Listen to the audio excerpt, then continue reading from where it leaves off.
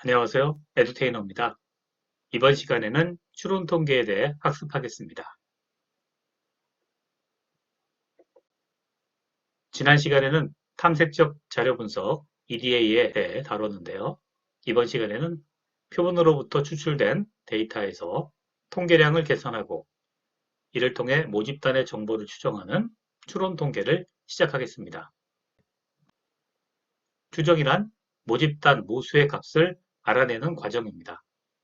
하나의 값으로 모수를 추정하는 점추정, 그리고 이 점수정 값에 허용 오차 범위를 추가한 구간 추정이 있습니다. 참고로 추정과 관련된 용어를 살펴보겠습니다. 추정량은 에스티메이터라고 하고 모수를 추정하는 데 사용하는 통계량이라 정의됩니다. 예를 들어 모평균이 뮤인 정규분포를 따르는 확률 변수의 통계량, 표본평균 X바는 모평균 뮤의 추정량이 됩니다. 예를 들어 샘플을 25개 뽑았다고 가정해 보겠습니다.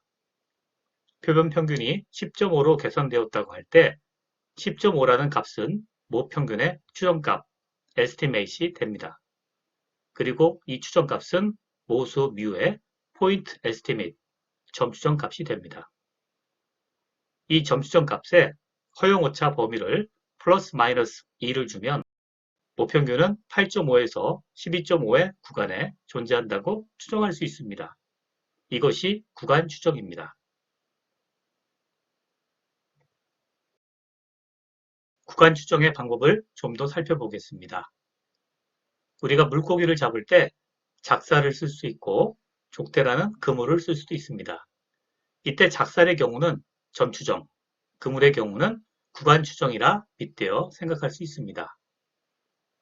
그런데 족대가 크면 클수록 물고기를 잡을 확률은 높아지겠죠. 물론 족대를 움직이는데 힘이 더 들긴 하겠습니다. 이와 비슷하게 구간 추정에서 범위가 클수록 추정된 범위에 모수값이 존재할 확률이 높아집니다. 이것을 신뢰 구간이라고 얘기하는데 95% 신뢰 구간이라는 의미는 모수값이 구간 추정값에 존재할 확률이 95%라는 의미입니다. 이 얘기를 다르게 풀면은 그물질을 할 때 실제로 고기를 잡을 수도 있고 못 잡을 수도 있고 그렇습니다. 그런데 95%라는 의미는 100번 그물질 할 때 95번 정도는 고기를 잡는데 성공한다는 의미로 생각하면 되는 겁니다. 이것이 신뢰 구간의 의미입니다. 신뢰 구간은 95%와 99%가 많이 사용됩니다. 당연히 99% 신뢰 구간이 95% 신뢰 구간보다 넓습니다. 그물의 폭이 넓다고 보면 됩니다. 계산 방법은 간단합니다. 모 분산을 알고 있는 경우와 모르는 경우로 나누어지는데 두 경우 모두 점 추정 값은 표본 평균을 사용합니다. 그리고 X바 평균 값을 중심으로 바운더리를 정해주는데 먼저 모 분산을 알고 있다는 가정하에서는 정규 분포와 표준 편차를 사용하여 수식과 같이 값을 구합니다. 95%일 때는 1.96, 99%일 때는 2.58 값을 사용합니다. 모분산을 알지 못하는 경우는 모분산을 표본 분산으로 추정해줘야 하기 때문에 이 경우는 T분포와 표본 표준 편차 S를 사용하여 구간 추정합니다. N이 충분히 큰 경우는 정규 분포를 사용하여 추정할 수도 있습니다. 추론 통계의 핵심인 가설 검정에 대해 알아보겠습니다. 가설 검정은 영어로 Hypothesis Testing이며 가설을 세우고 이 가설을 수학적인 근거로 채택하거나 기각하는 절차를 말합니다. 가설 검정에서는 귀무 가설과 대립 가설, 검정 통계량, 유의 수준, 그리고 p-밸류에 대해 리뷰하겠습니다. 가설 검증의 원리는 간단 명료합니다. 먼저 귀무 가설입니다. 귀무 가설은 널 하이포테시스입니다. 관습적이고 보수적인 것으로 차이가 없다, 마찬가지다, 관계가 없다는 식으로 해석이 됩니다. 반면에 대립가설, alternative hypothesis는 뭔가 차이가 있습니다. 이런 식으로 적극적으로 입증하려는 주장이 됩니다. 이를 입증하기 위해 통계적인 근거를 수립하게 되는 것이죠. 예를 들어 홍만이가 자동차 타이어를 새로 개발했다고 합시다. 홍만이는 타이어의 수명이 기존 타이어에 비해 크게 증가했다고 주장합니다. 이것이 대립가설 H1이 됩니다. 그러나 다른 사람들은 그건 내 주장이고 기존 타이어나 새로 만든 타이어나 마찬가지다. 즉 수명이 같다라고 합니다. 이것이 규모가설 H0가 되는 겁니다. 쉽게 말해서 뭔가 다르다고 주장하는 입장은 H1, 마찬가지다. 더 나을 게 없다는 식의 반대 주장은 규모가설 H0가 됩니다.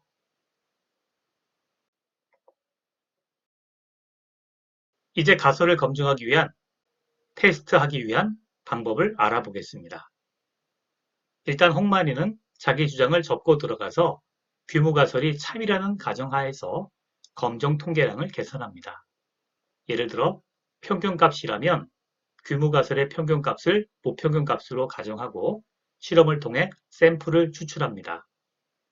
샘플을 통해서 검정 통계량이 계산되며 이 검정 통계량은 어떤 확률 분포를 따르게 되어 있습니다. 예를 들어 정규 분포 가정하에서 샘플을 뽑았다면 표본 평균은 정규 분포를 따르게 됩니다. 여기서 p-value, probability value라는 확률값을 계산할 수 있습니다. 이 p-value 값은 샘플에서 계산된 검정 통계량 값을 통해 도출됩니다.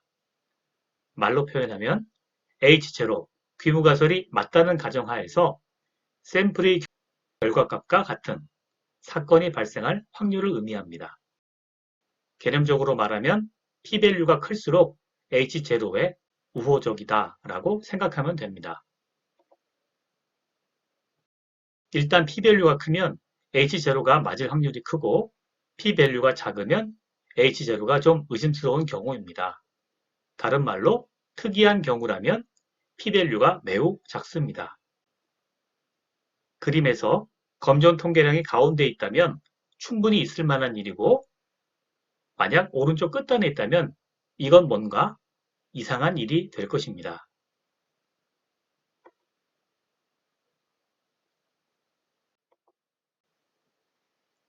이제 가설 검증의 판단 절차에 대해 알아보겠습니다. p-value의 계산은 규모가설 H0가 참이라는 가정하에서 수행됩니다. p-value는 확률값으로 0에서 1 사이의 값을 가집니다.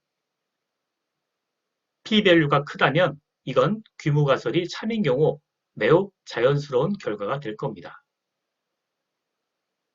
그런데 만약 p-value가 작다면 이는 규모가설이 의심스러운 상황이 됩니다.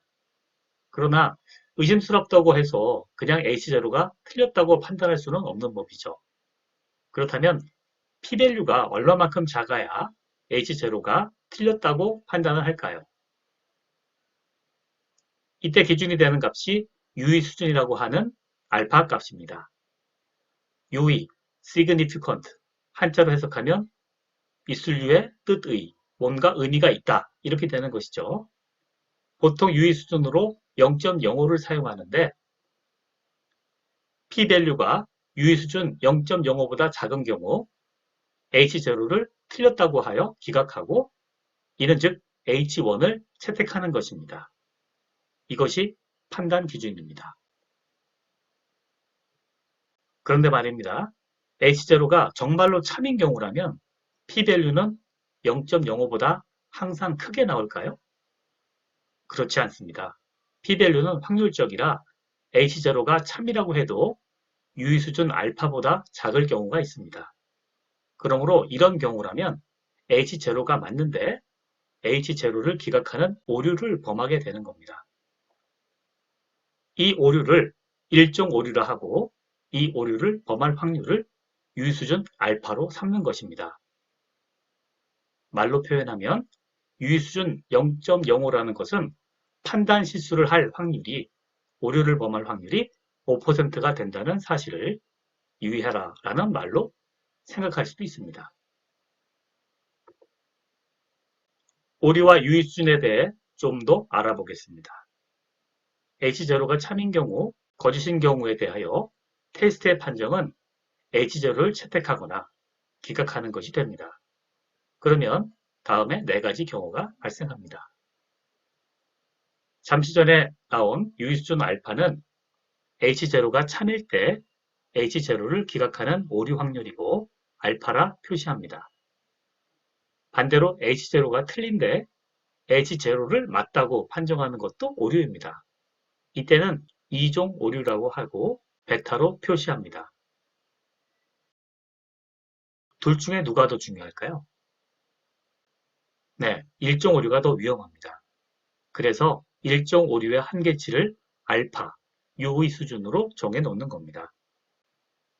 나머지 두 경우는 올바른 의사결정이 됩니다. H0가 맞는데 H0를 채택하는 것은 마찬가지다라고 판정하는 것이라 임팩트가 별로 없습니다. 그런데 H0가 틀린데 H0를 기각하는 것은 잡았다 요놈이 되는 경우라서 임팩트가 있습니다. 이를 통계에서는 검정력, 테스트 파워라고 얘기합니다. 이 파워는 큰 게 좋은 것이죠. 해서 확률 통계에서는 일종 오류를 제한하면서 검정력을 최대화하는 가설 검정을 추구합니다. 더 깊이 있고 재미있는 심오한 내용은 본 강의의 수준을 넘어서는 것이라 생략하도록 하겠습니다. 다음은 데이터 분석 실습에 필요한 가설의 유형에 대해 알아보겠습니다. 가설은 기각 방향이 한쪽이냐, 양쪽이냐에 따라 단측 검정과 양측 검정으로 구분됩니다. 이는 대립가설의 성격에 따라 정해지는데 대립가설이 기존보다 크다 또는 작다 이런 식으로 정의되면 단측 검정이 되고 대립가설이 기존과 다르다 이런 식으로 정의되면 양측 검정이 됩니다. 양측 검정이 되면 기각의 영역이 되는 기각력이 양쪽에 있고 단측 검정이 되면 기각력이 대립가설에 맞게 한쪽에 있게 됩니다.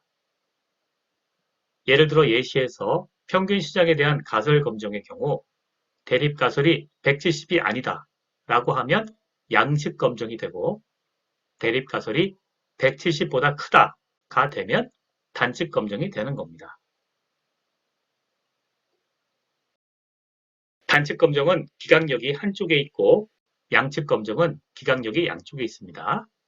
그래프에서 보면 p-value는 H0가 참인 가정하에 검정 통계량 세타 해치 기각력에 속할 확률을 의미합니다.